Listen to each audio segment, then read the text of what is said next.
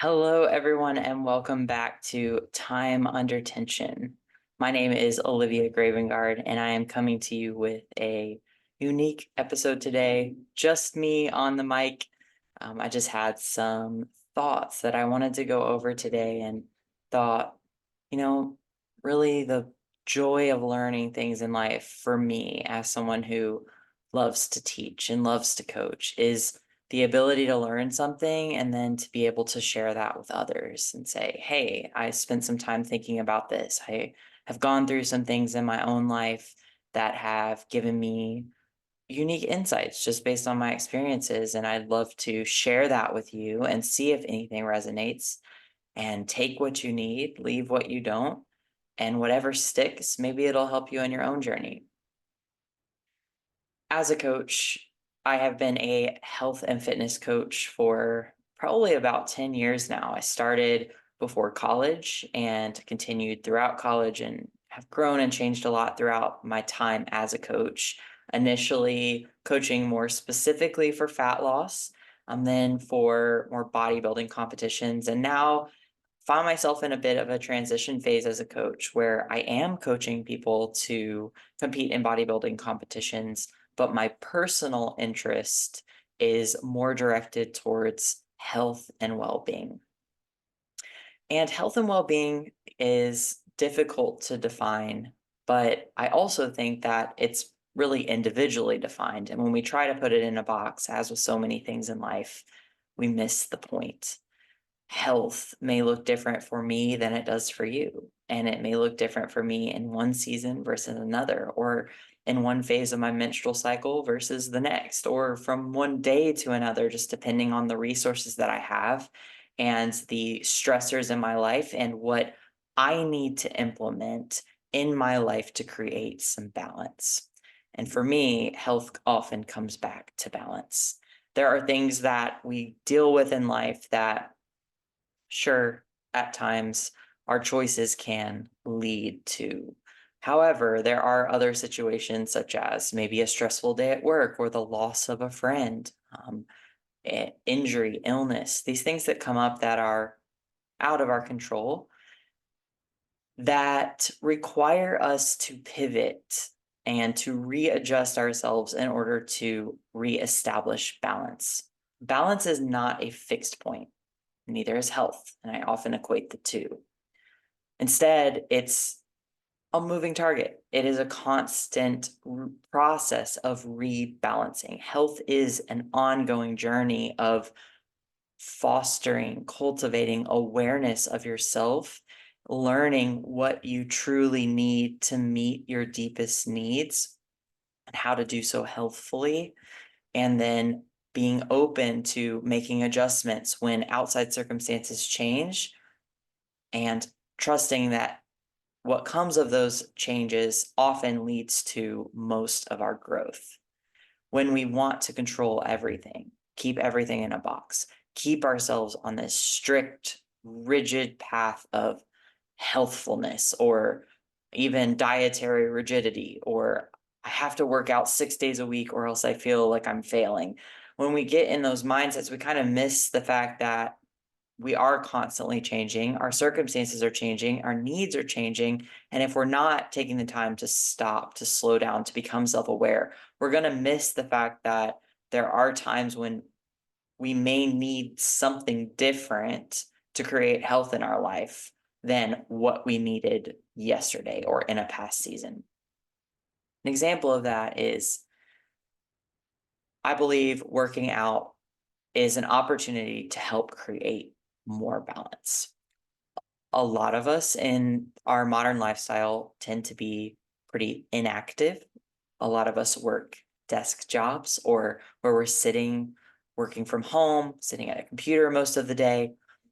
We're not really getting our heart rate up in a like cardiovascularly challenging way unless we're just really stressed out. We're not challenging strength. And so most of the time, when we look at someone's lifestyle as coaches, or if you listen to any health and fitness podcasts, the prescription for that is to implement strength training and cardio. in a balanced manner, making sure that you're training the full body, that you're building strength, that you're supporting muscle mass.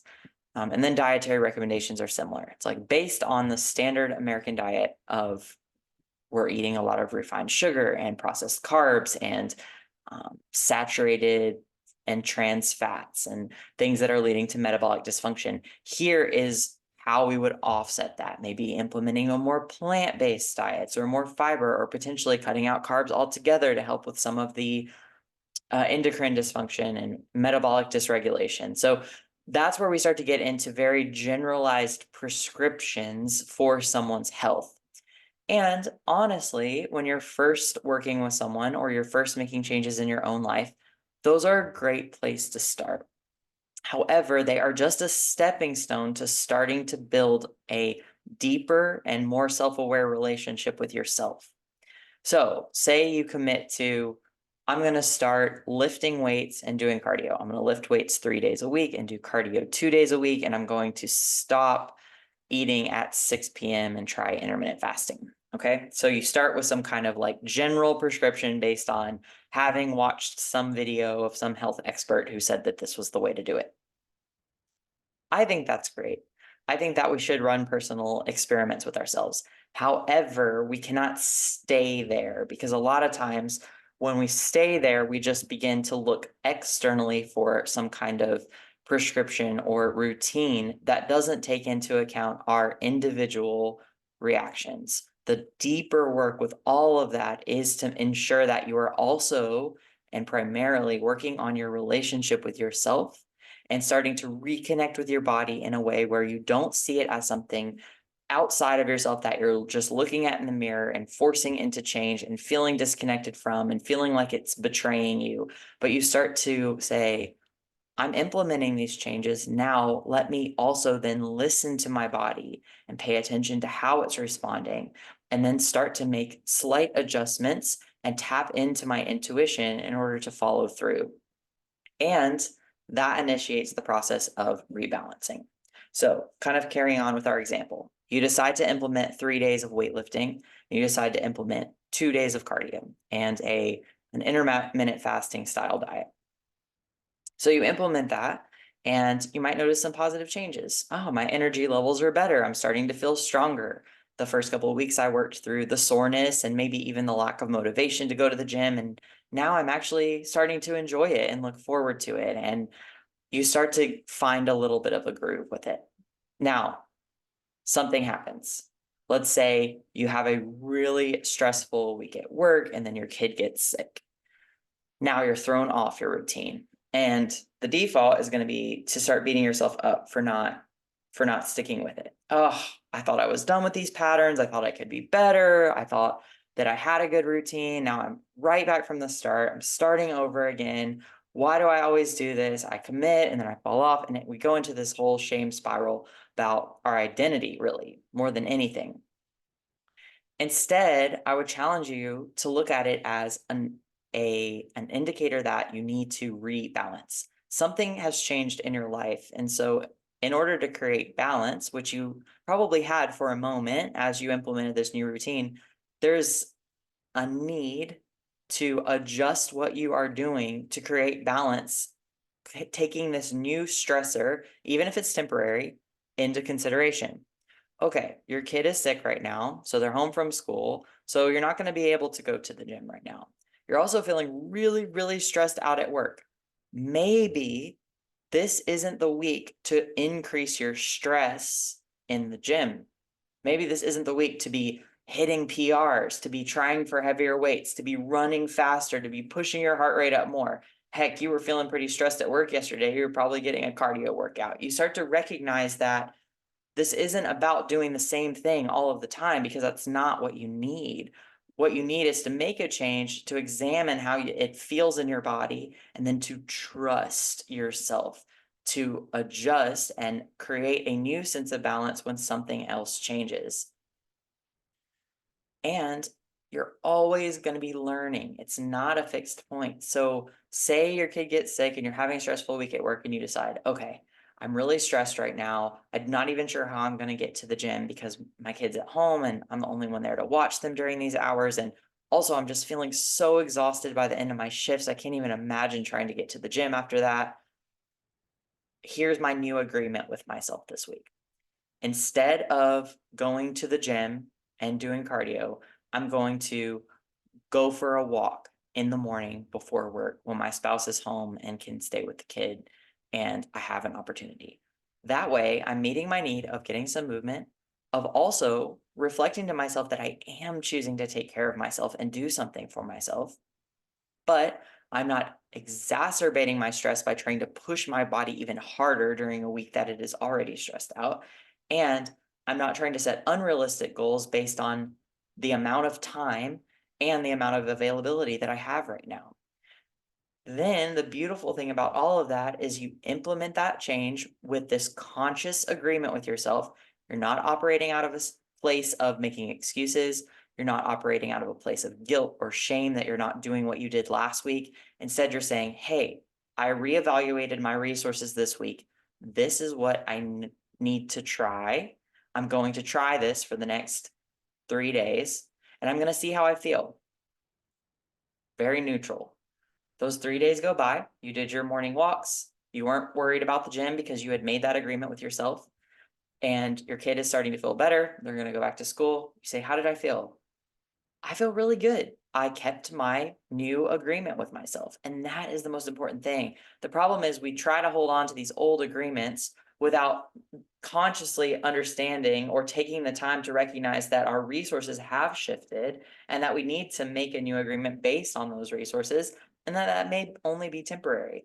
And we miss the opportunity to practice self-reflection and ask ourselves, did this create more balance in my life?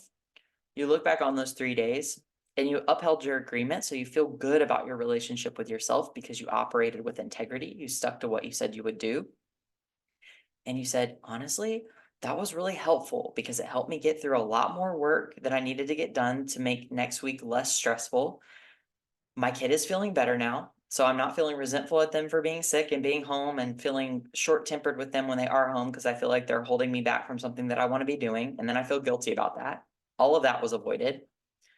I did still go on my walk, so I did something for myself. I stuck with my agreements as well. So I reflected to myself that I am someone who will honor my promises to myself and take care of my body with what it needs. And now I'm actually excited to get back in the gym again because I have more resources and time to do so. My kid's back in school. I got through that stressful burst at work. And now I'm ready to go and I trust myself to jump back in. And then maybe I can resume my old agreement or set a new one that meets in the middle, depending on the resources that I have. So I think this is a really helpful way to look at health. It isn't as simple as saying, I'm going to go keto and I'm going to work out 6 days a week, period. But it is way more impactful and sustainable and truly the foundation of creating a healthy lifestyle. When we take something prescriptive from someone else, we are not actually taking the time to learn and build a healthy relationship with our bodies. Instead, the real work comes in consistent self-reflection, evaluation of resources, and implementation of an agreement based on the resources that you have. And then after that, reflecting again on how that felt. Would I do anything different next time? Did that feel good in my body? Did I learn something about myself? Did I find a healthier balance for me during this time? And understanding also that constant rebalancing is part of life. Life is constantly changing. The only thing consistent about life is that it is always changing. And when we try to fight that and resist it, we create issues in our life. We create disease in our body. We create resentment in our mind that then manifests in bodily ailments. But instead, if we can say, I know my life is going to be constantly changing, here are some basic, key, big rock pieces that I know I want to implement into my life. I want to be active. I want to feel energized in my body. Again, this goes back to your specific definition of health. I want to be able to play with my kids. I want to be able to play with my grandkids. I want to be there for my grandkids' wedding.